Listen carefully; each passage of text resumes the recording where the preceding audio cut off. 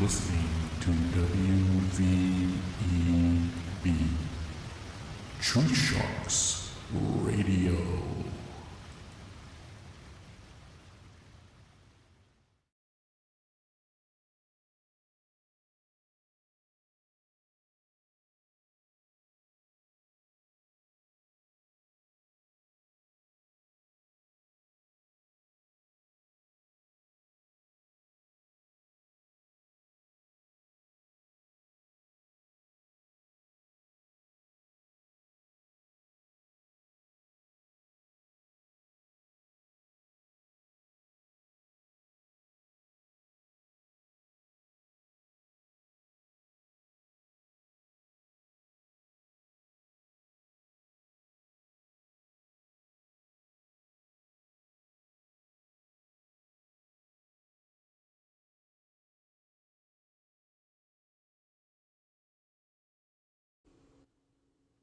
Can you hear me, folks?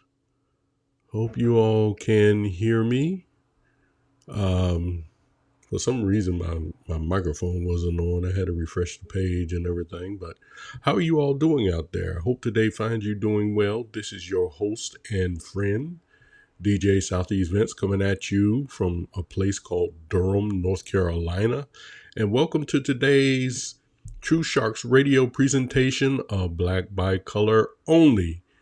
Glad to hear you. Glad to see you here. Whether you're in the archives or listening presently, this is a show where I speak truth to the Black nation, whatever that may be, and looking forward to whatever interactions I may have with you or anything. If you would like to send me a comment or a question or whatever, you send them all to truthsharkstv@gmail.com.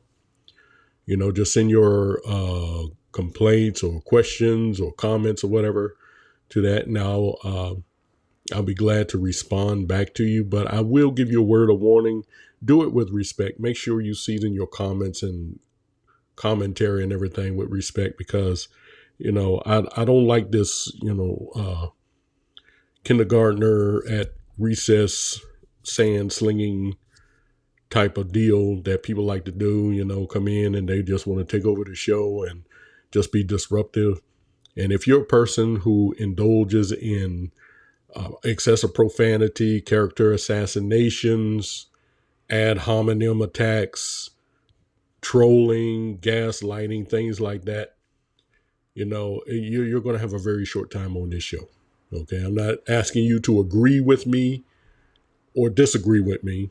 Whether you agree with me or not, just be sure you do it in an agreeable fashion. Okay.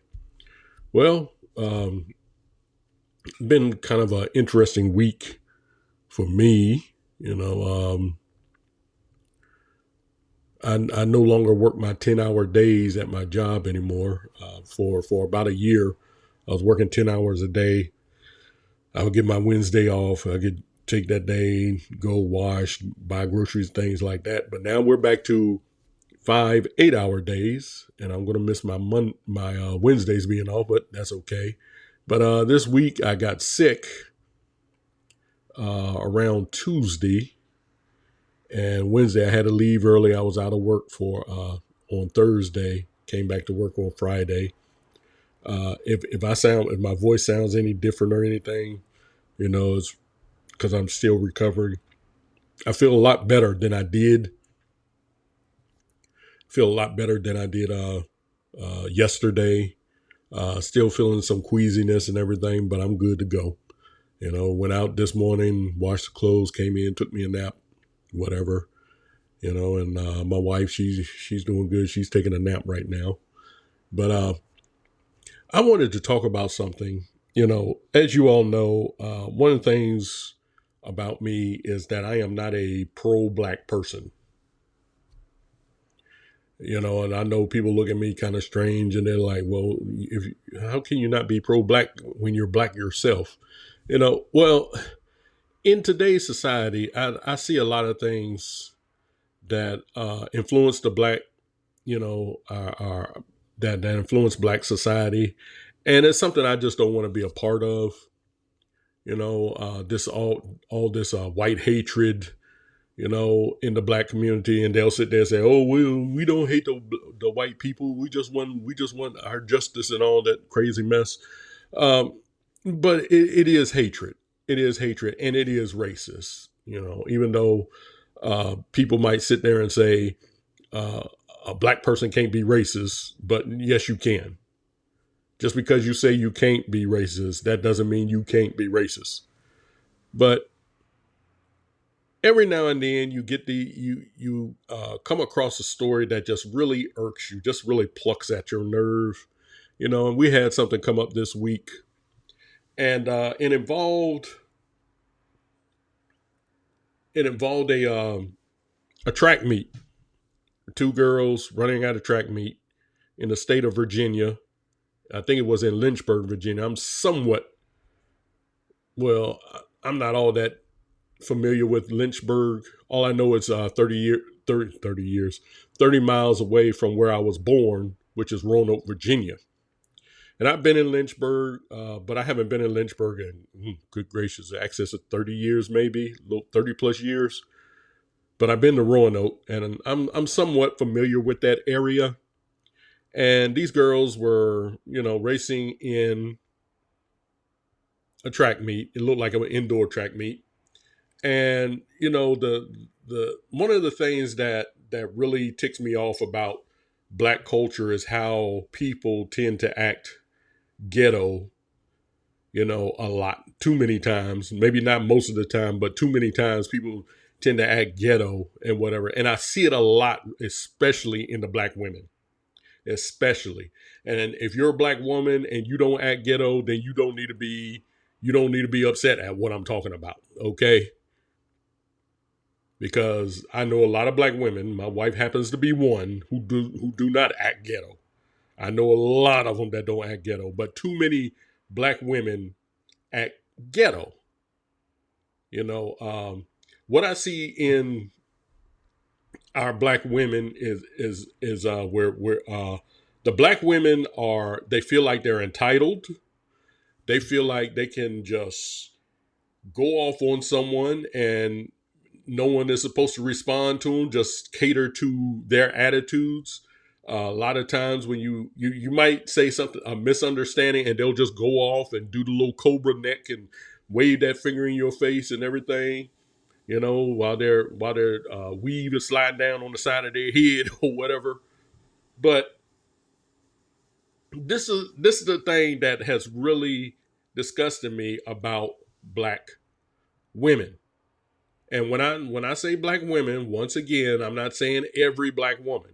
I'm not even saying most Black women. I'm saying too many, way too many Black women have these attitudes, and I don't understand where it comes from. Well, I understand where it comes from. They don't have they don't have any home training. And for so many years, people were afraid to talk about the Black woman, because we built up this notion that Black women are the most disrespected women in this country, which is a lie. They are not. They're the most discriminated against group of people and everything. They are not. Get that idea out of your head. That just comes out of victimhood mentality. And I know people don't like to hear that term, but a lot of Black women, and when you tell them about this, instead of them saying, you know what, maybe this person is right, maybe this person has got something, maybe I need to deal with my attitude. No, they love their attitude. I even seen a little Black girl one time wearing a T-shirt that said, "I love my attitude problem." I said, yeah, that's the problem. That's the problem. You got these little attitudes flying around here, and instead of speaking truth to to the ladies, a lot of us will shrink back and we're like, no, nah, nah, I'm not gonna go there. I might offend her or any. Look, I look. The truth is going to offend. The truth is going to offend. So you need to speak truth to the power of that tongue that keeps that they keep exercising all the time. But anyway, I was watching this video, and these two girls, they were at a track meet, and they were coming around a curve, and one girl, she kind of passed the other, and they were kind of close and everything. They didn't get tangled up like that, like they're telling you right now. They got all tangled up, and they didn't get tangled up. But I think one girl was upset that the other girl had passed her, and so she reaches back and beats the girl in the head with a baton. I think it was one or two times, and her victim fell, to the side and whatever, and nobody even checked on the girl. The coaches didn't check. The other track team members, they didn't check on her and everything. And when we saw that, we're like, oh my goodness, she knocked that girl in the back of the head. But let me read this story. It's in the New York Post. It says, Virginia teen track runner who bashed opponent's head with baton rallies supporters after getting assault charge. We're going to get into this a little bit. Says here the Virginia teen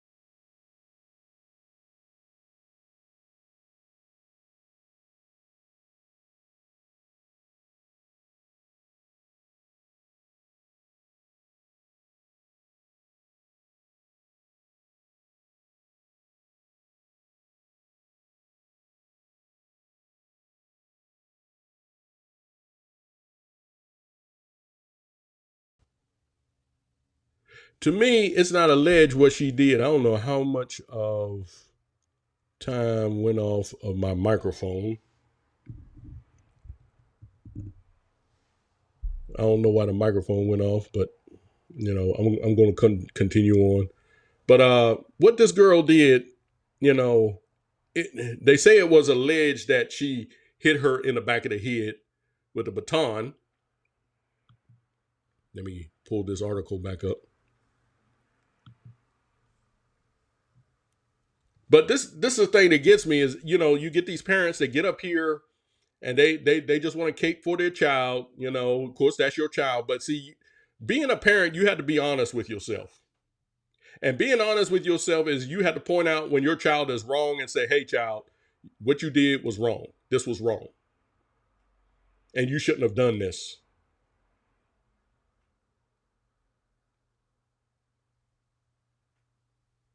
But the parents, they just want to cake for their daughter. And it says, let me go on. Layla addressed the community this week saying the incident was purely an accident. No, it wasn't. Nobody else wanted to hear my story except for people that know me and people that know I would never do anything like that, said Everett. I would never harm anybody. I'm not a fighter. I'm not even confrontational. I wouldn't even do that on purpose. Layla is not an attacker and she is not a criminal, said Boyd. Well, on March the 3rd, she became both. She became both an attacker and a criminal. Now, anybody with any good lick of sense in their head can tell you that that was not an accident. And I don't know what goes into the thought process of a lot of these people. I really don't know what goes into their heads when they do things like this. I really don't understand why people are like this. You can something that is just blatant in your face right there. You can see it. Stevie Wonder can see it. And as blatant as that video shows, that was no accident. But as long as we continue with this type of with this mode of thinking, black society is going to remain at the bottom of the barrel because this is something we do so many times. We do it too many times. Instead of fessing up and taking responsibility for our actions, we want to blame somebody else. We always want to point the finger at somebody else.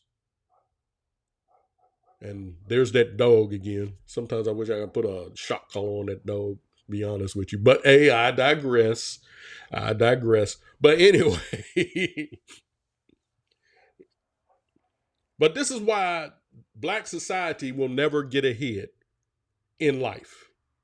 We'll always remain at the bottom of the totem pole because we won't take responsibility for our actions. And when one of our own gets caught up in dirt and whatever, instead of saying, "Hey, you need to take responsibility for your actions," no, we look the other way and say, "Oh no, Black Lives Matter. Oh no, y'all just being racist. Oh no, nah. Don't believe your lying eyes." We always want to step aside and say, "We didn't see anything here. We didn't see anything." But the very thing that they tell everybody else to do, don't believe your lying eyes, they need to do it themselves. When you point your finger at somebody, beware of the three that point back at you.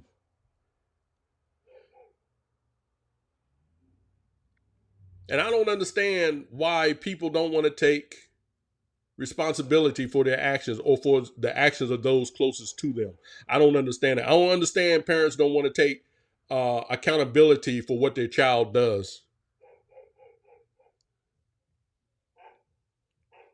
This is the main reason why our kids are messed up like they are today.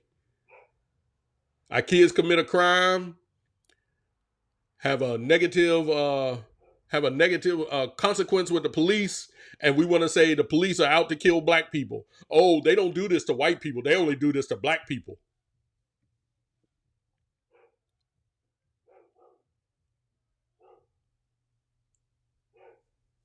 They only do this to white people.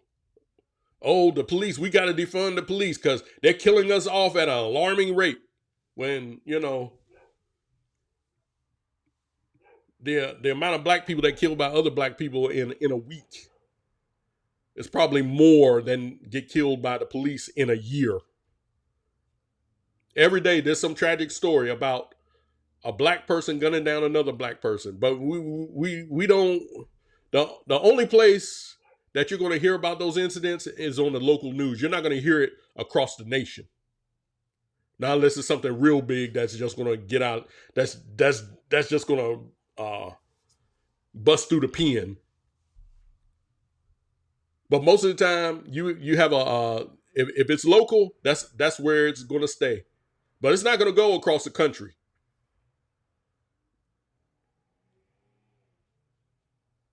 You're not going to hear it across the country. But oh, let a white cop kill a black kid. Oh my goodness. Oh, the racism. Oh my, look at this. They're gunning us down. Oh man. And I guarantee you, if you ask the average black person, how many people are killed by the police in 1 year? They'll probably say something like 1,000. I think I heard someone say 10,000, I think, one time.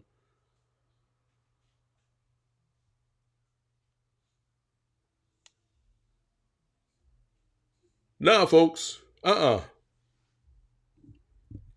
It's not going to happen that way. But we always want to point out racist white cops. But we don't want to point out the alarming number of black people getting gunned down by other black people. But, a lot of times when you explain that, they'll talk about, well, what about white on white crime? No, we're not talking about white on white crime right now. We're not talking about that right now. We're talking about you all accusing white police officers of killing black people when black people kill more black people than the white police officers do. So don't even try to deflect. If you really want to clean up your neighborhoods, you need to address the crisis that's going on in our neighborhoods. More than 50% of murders committed in this country are committed by black people. And most of the time, it's on another black person. I think 95% of black people who end up on the business end of a murder, it's usually by another black person. It might be as high as 99%. But we don't look at that. We want to get out on the street and talk about, oh, Black Lives Matter. Let's act like animals. Let's set fire to businesses. Let's beat down innocent passersby. Let's do that.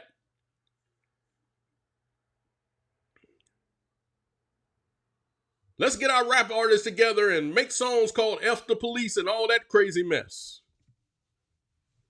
But we don't want to look at the elephant in the room. We want to pull out the fly swatter and kill the fly that's flying around and irritating us.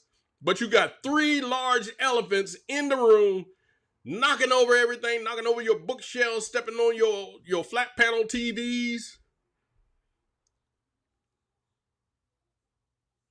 But you wanna pay attention to that little tiny fly.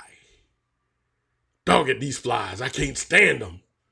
But you got 3 elephants in the room tearing up everything. And not only that, while the elephants are tearing up your house, you'll step around the elephant and say, oh, excuse me, I got to kill this fly. That's a serious problem, people. When you deflect like this is why our neighborhoods never get clean. This is why crime keeps running rampant in our neighborhoods. And you all want to point at, somebody else. It's society's fault. This is a result of slavery. We're still suffering from the effects of slavery. Well, join the club Join the club, fruit bat. Every race has suffered from slavery. But the only race that seems to make an excuse, use slavery as an excuse, are black folks.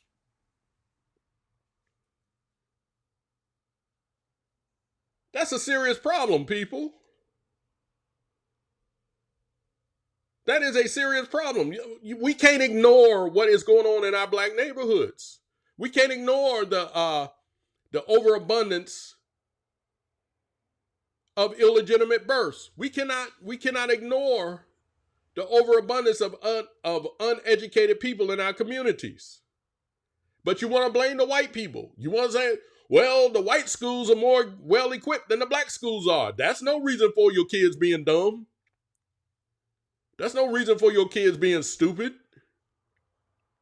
And the reason why I'm using words like dumb and stupid, I want this message to hit hard. I want this message to really hit hard.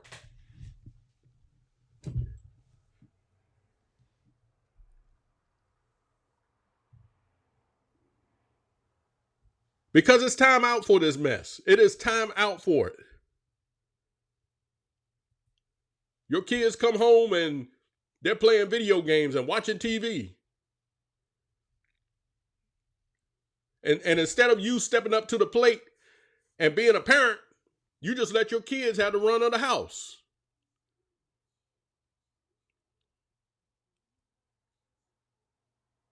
Boy, I remember growing up in the 70s and the 80s.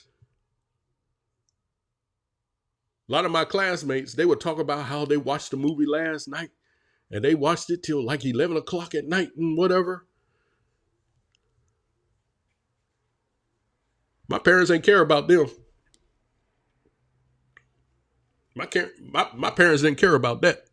There were times I tried to challenge my parents and say, hey, I want to stay up a little later. A couple of, when we were older, they let us stay up a little bit later. But when we were kids, like in elementary school, no, 9 o'clock. But I want to stay up on what did I say? They didn't have to, it didn't turn into a fight every night like it probably happens with a lot of these kids today. When I got the message that my parents meant business when they said it's 9 o'clock, you need to go to bed. Oh, when 9 o'clock came, they didn't have an argument. I went to bed. I knew, it's 9 o'clock. Okay, I need to go to bed. Now, when I got older, like around when I started going to junior high school and high school, my parents let me stay up till 10 o'clock. My brother behind me, he still had to go to bed at 9 o'clock.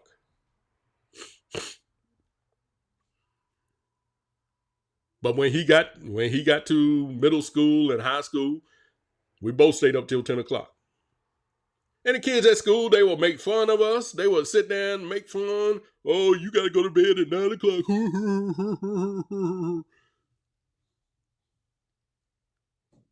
And you know how some of these kids say, well, Johnny, he gets to go to bed at 11 o'clock. My parents would have slapped that right out of my face. Don't you let me hear you talk like that again.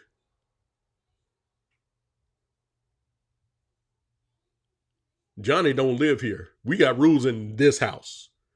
Maybe Johnny's parents don't care about him as much as we care about you, but you going to bed at 9 o'clock. And it got to the point where, they didn't shoot. We just knew, it's 9 o'clock. We need to go to bed.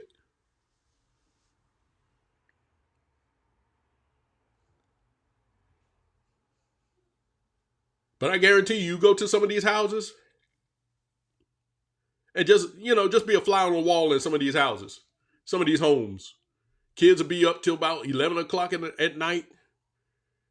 The next day, you could hardly get them up to go to school. They can't even focus in school. And then their grades suffer. And then you want to turn around and blame the teachers. You want to sit there and blame the teacher. You need to blame yourself.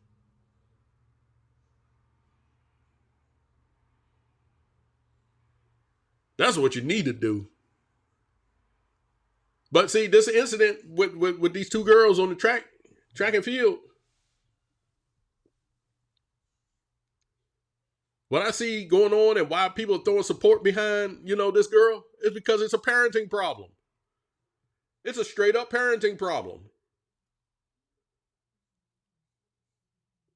And the parents should have gotten in there and said, "No, no, we don't need you all support. Our daughter is guilty. We do not need your support. Now we got her grounded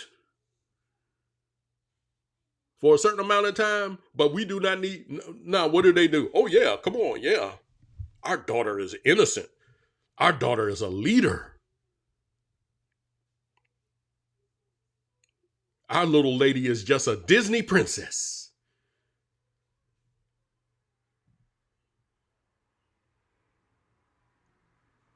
And I'm like, you all have got to be kidding me. Are we living in cuckoo banana town or something? You all can't tell me that you all actually believe that this gal did not mean to do what she did. That this was an accident. You all can't get me to believe that. Please tell me you all are joking. Please tell me, someone please pinch me and wake me up. I remember I had a friend, he died about a couple of years ago, and he said he was going to build him a rocket and go to another planet. I said, hey, when you finish building that rocket, can you take me along with you? But this is the kind of stuff we have to contend with today. Parents not being parents and unruly kids. And I don't know what kind of thinking went into that girl's head that if she's going to bash this girl in the back of the head, that she's going to win the race. We all saw it. It's all on tape. Her entire team, her entire track team got disqualified because of that one little action. And if I were her teammates, I don't know, I probably would have taken a baton and gone upside her head.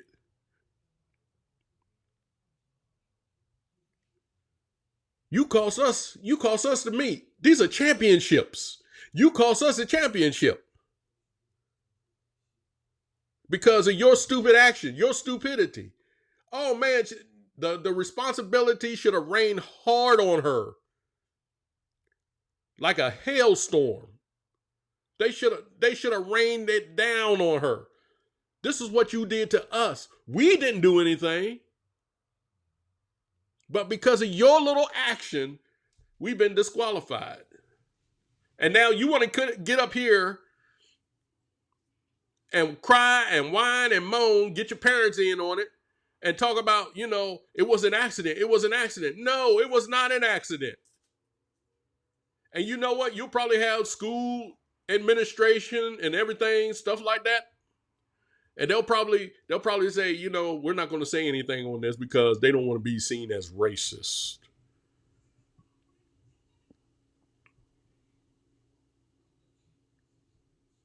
A lot of the people showed up at the DA's office up in Portsmouth, Virginia, protest in front of his office to protest the charges being brought against this girl. Turns out the charges were brought up against this girl's victim's parents. Her parents brought the charges. They brought the charges. I don't hear anybody protesting in front of their house.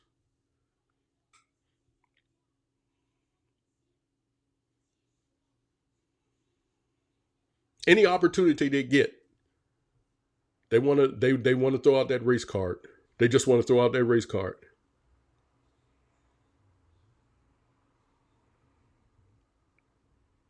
I said, wow, this is crazy. And then you probably have people across the day. Yeah, that girl, and they probably totally ignoring the incident. They just want to stick on, oh, they hurl racial epithets at her. Oh my goodness. How horrible. Yeah, Black Lives Matter. Well, Miss Tucker's life didn't matter. And no telling how long she's going to have to deal with that possible fractured skull and that concussion. No telling how long she's going to have to deal with that because some girl didn't like. And see, here's the thing: the girl that got hit upside the head, she was a sophomore. The girl who hit her upside the head is a senior.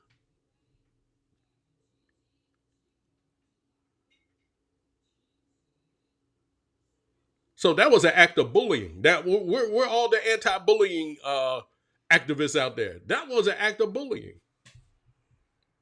She was going to bully that girl so she could win that race, and there was no reason for it.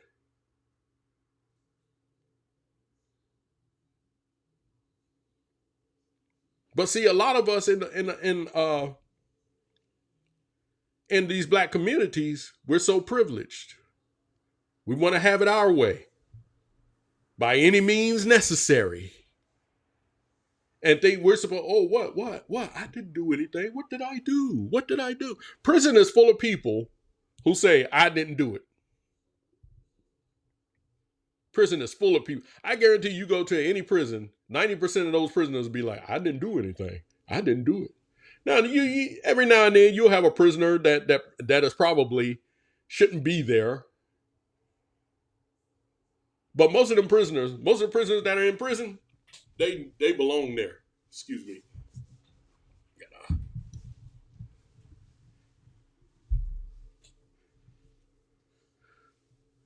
But if you want to, if let me go here.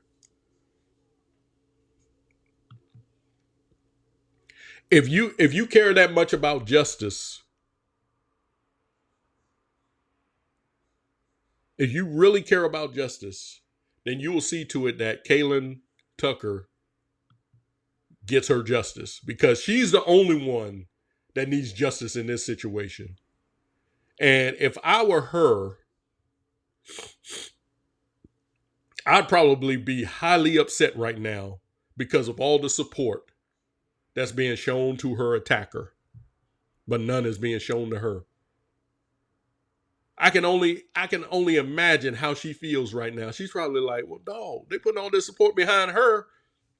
I'm the one that got attacked. I'm the one that got attacked.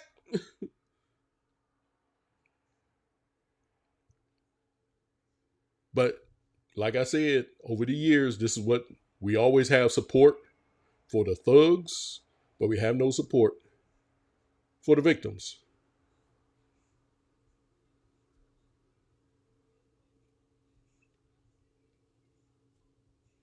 This is crazy mess.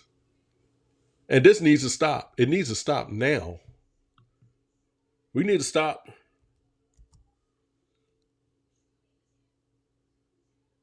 Wait a minute. I pulled up the wrong thing. Okay. Let me pull up this other article.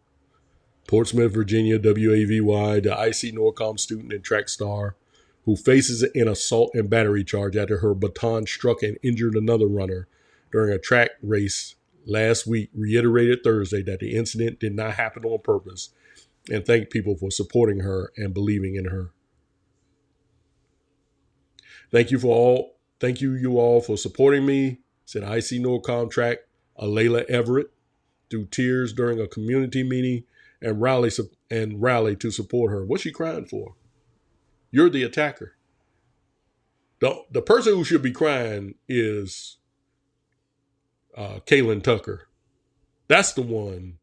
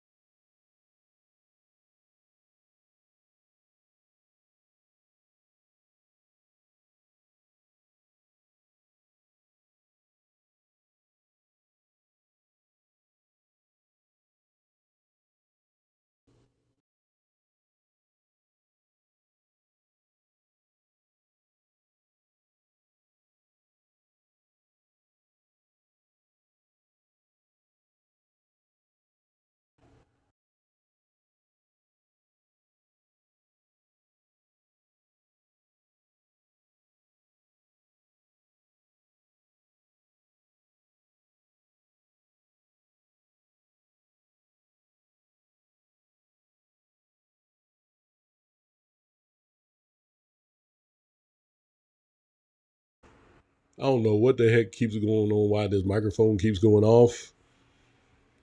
Be honest with you all, it's kind of frustrating. It is. Um, but I hope everybody is getting what I'm trying to say, on this program. You know, this needs to stop. And it's going to continue as long as black folks continue, as long as black folks continue to not take responsibility for their own actions. And it begins at home. It begins at home.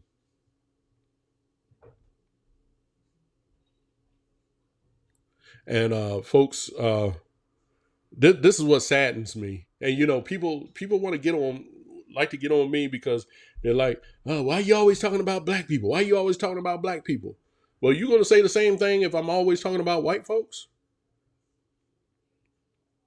I guarantee you, if I had nothing to say about white folks but negativity, nobody would say a thing. No one would bat an eye.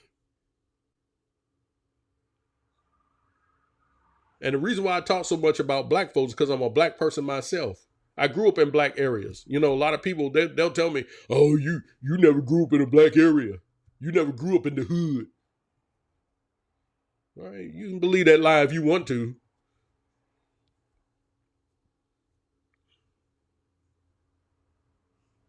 The only reason why I talk the way I do is because I always want to abide by the truth. That's the reason why I talk like I do. That's the reason why I do these type of shows, And I don't give a rip about your skin color. I don't care if you're white or black or whatever, The truth is the truth. The truth is universal to everybody. It's not there's no such thing as your truth or my truth. There's always the truth. I hear people a lot of times say, "Yeah, yeah, girl, go ahead, live your truth." Your truth. No one has a monopoly on the truth. You don't have a monopoly on the truth.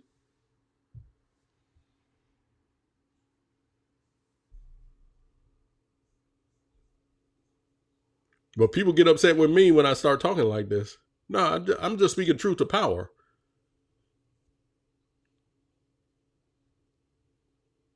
But this is how this is how it is. This is how it is. A lot of times people, they don't want to hear the truth. Like I said before, the truth cramps people's style. And what I'm seeing with this incident are a bunch of people who want to ignore the truth and they want to follow their feelings.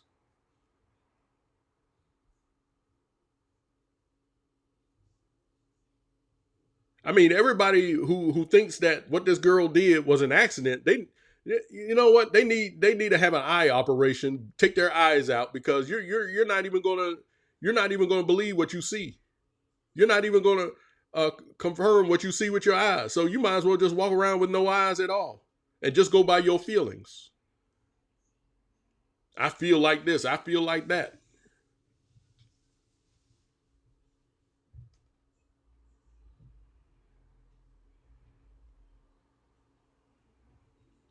Anyway, I feel like I might have a big chunk of this show. I feel like I'm going to have a big chunk of this show missing because it seems like every time. See, I got a little MacBook Air, and I've had this thing for about I'd say about 10 years now. And every time I go, I have certain windows open and everything. When I go to that window to read an article, it seems like my mic cuts off, and I don't know why it does that. And so I had to refresh the page to make sure the mic is still on and everything. It's kind of frustrating.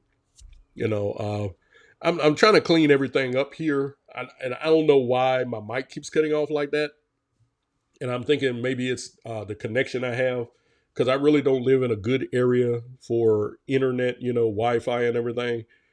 You know, um, and a lot of this started pretty much 2 or 3 years ago, and I don't understand why the signals. You know, I'm just saying that the signals sometimes it'll cut right on off. Like last week it was real frustrating last week because I was speaking for an hour and a half and found out none of the sound transferred to to my pod to my podcast. It was very frustrating. And for so many years I didn't have this problem. And I don't know why this problem is showing up or whatever, you know.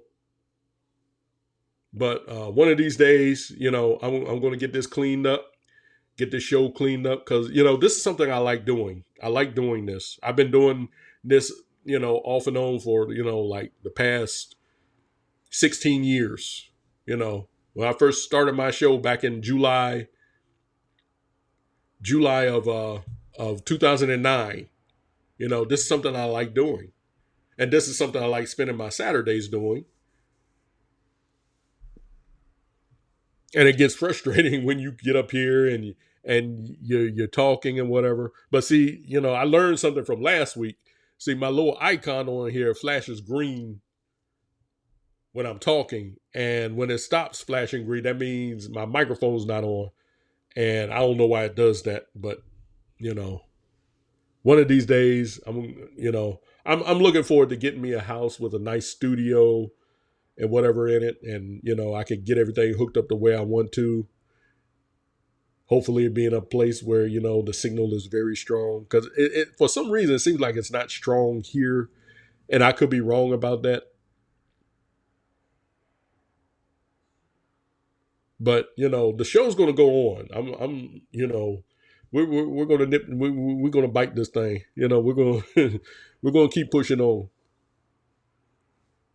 But anyway, like I said before, if you have any question or if you have a comment or whatever that you want to bring to the show and you want me to bring it up on the show, just go to my mail. Let me put this my email. I should do this before I even start the show. Truthsharks TV at gmail.com. Just send it there. Send all your questions and comments there. Just let me know. And like I said before, like I used to say on my show on Blog Talk Radio, if you have a question or comment, make sure you season it well. Season it very well with respect. Because I really don't want to kick anybody off. I really don't. And two, I like opposing points of view.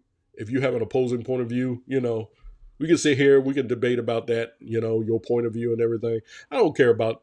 I really don't care if you disagree with me. We're not always going to agree on certain points. But sometimes I get these people that they just want to be disagreeable. If you say something that they don't agree with, they take it personal, like it's an insult, and it's nothing to really get all mad about. It's like hey, and sometimes debates can get intense. Don't get me wrong, they can get intense, but they can still be respectful. But when you get these people that come around and they want to talk over you and gaslight you and hurl these uh, insults at you and everything, see that's where you're getting into the disrespectful territory.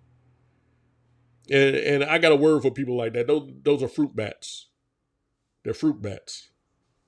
They get up there and they want to get in your face and and tell you something, and you try to talk, and they want to talk over you like they know more about yourself than you know about yourself.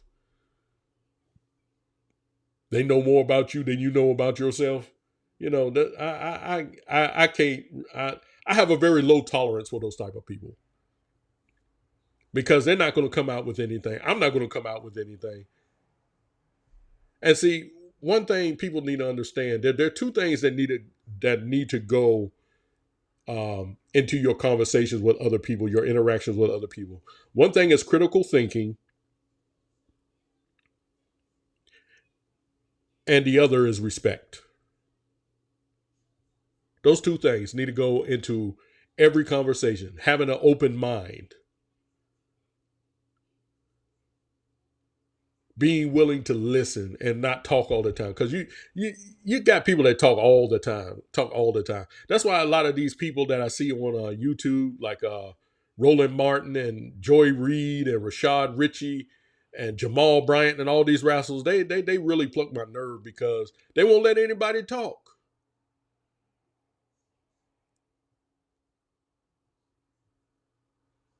And then when someone wants to debate with them, they want to run off somewhere. They want to hide somewhere. There's this guy I listen to a lot named Vincent Everett Ellison. He's gotten kind of big within the past several years. He wrote a book called Iron Triangle, and he did a movie called "Will You Go to Hell for Me?" And little roly poly Martin got a hold of it and start saying all these things about Vincent Everett Ellison. Vincent Everett Ellison didn't even know who this dude was. It was like, who in the heck is this rascal? He said Roland Martin looked like a little furry. He said, man, I will cut your throat. I'll cut you down to the white meat. And he said, he said figuratively, because some people they'll take, oh, he wants to kill Roland Martin. He said figuratively. And he said, look, I'll take on Roland Martin anytime, any day, any place. Roland Martin never took him up on it. Because people like Roland Martin and Joy Reid and all the rest of them, oh, they love to sit there at that desk and go off at the lip. And nobody is challenging them. But when someone does challenge them, they want to talk over them. See, I can't tolerate people like that. And a lot of times people say, well, Vincent, you're doing the same thing that they're doing. But see, if I know that all you're going to do is keep chopping in every time I try to respond to you, there's no reason for me to have a conversation. Now, if you're going to sit there and listen, I promise you, I'll sit there and listen too.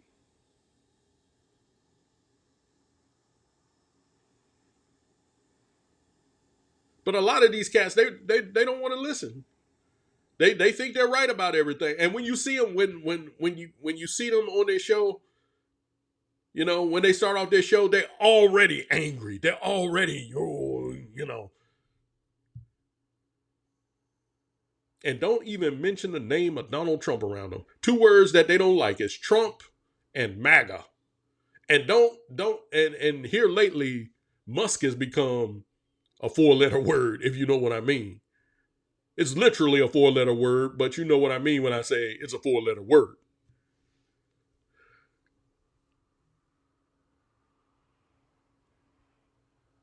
And they're always angry. Them guys on the Young Turks. The Young Turks seem to be calming themselves down a little bit. They need to get rid of Rashad Ritchie, though. I'll be honest with you. But they seem to be angry, too. Like, they get on there. Oh, Trump. Oh, Trump. Today, Trump pulled out a fly swatter and he killed some flies. Arr! Trump went to the grocery store and bought some groceries. Arr! I mean, like, my gosh, y'all. Can y'all give Trump a break?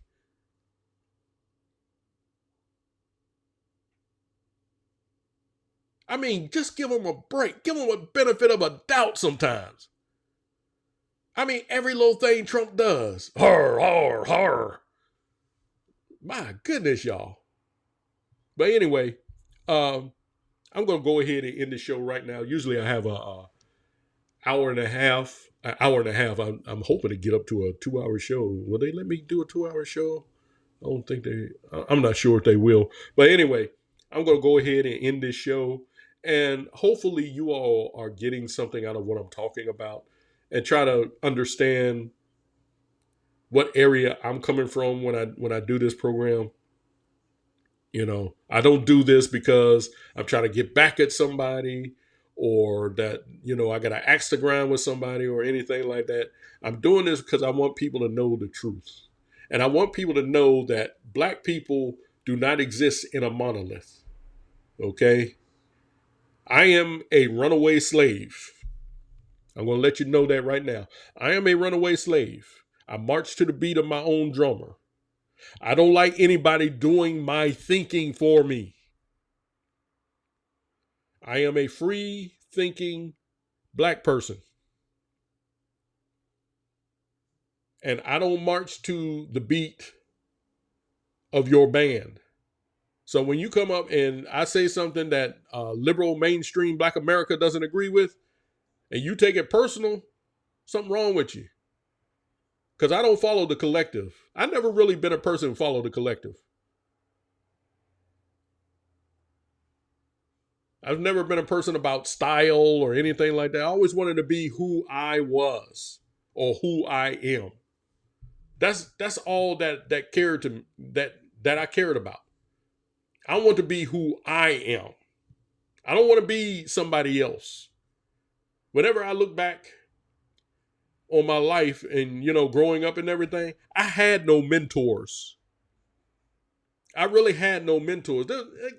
Periodically, I remember one time I liked Bill Cosby. Of course, to say Bill Cosby, that's a 4-letter word. I remember when I was a kid, I liked O.J. Simpson. Oh boy, another one. But I really had no mentors. I didn't say, hey, I want to pattern my life after him. I want to look at him and I want to glean something from this person and apply it to my life. I've never been that type of person.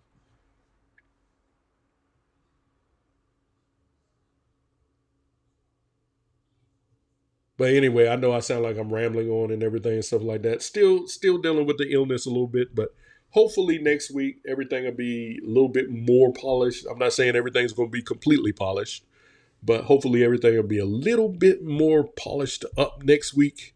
And so I can, continue on with the show because I love doing this show. I love doing it. But anyway, I'm going to go ahead and end the show now. You all take care of yourselves. Stay safe out there. We got some storms coming through the East Coast. I want people to, just stay safe out there, folks. And this is Vincent E. Brown. I am signing off. And until the next time, I'll see you on the rebound. You are listening to WVEB Truthsharks Radio.